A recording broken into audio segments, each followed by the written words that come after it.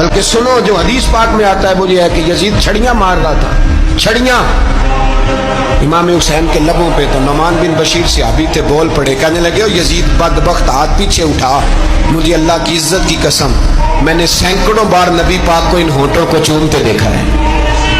حضرت جناب زینب عورتوں کے مجمع میں پیچھے ہو کے بیٹھی ہیں. یزید کے پاس جب پہنچا لشکر تو یزید کہنے لگا دیکھو اللہ نے مجھے عزت دی اور میرے مخالفوں کا کیا حال ہوا.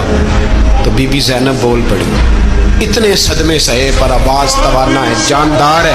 حضرت سیدہ زینب نے جب سنا نا کہ یہ کہہ رہا ہے کہ مجھے اللہ نے عزت دی، تو جناب زینب بولی.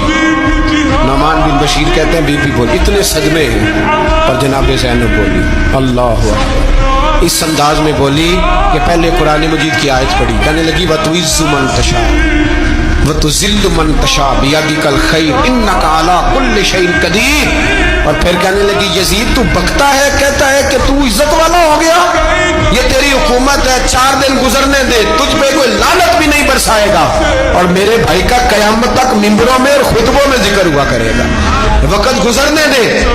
جب جناب بی بی زینب بول رہی تھی تو حضور کے ایک نابینا صحابی پاس بیٹھے تھے. جناب نعمان بن بشیر کا ہاتھ ہلایا، ہلا کے کہنے لگے کیا علی آ گئے؟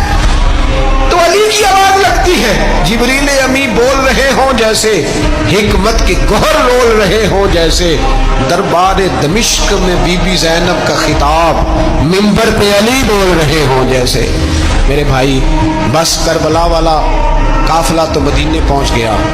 3 سال یزید نے حکومت کی، شرابیں عام ہو گئی، مکے پہ حملہ ہوا، خانہ کعبہ کا غلاف جلا، مدینے پہ اس نے حملہ کیا. 3 دن مسجد نبوی میں اس نے گھوڑے باندھے، مسجد نبوی میں صحابہ کو نکال کے اپنا اس نے امام مقرر کیا، لیکن پھر امت نے اسے قبول نہ کیا. پھر وہ رسوا ہوا اور آج تک وہ رسوا ہے. لیکن امام حسین کا نام کل بھی زندہ تھا اور آج بھی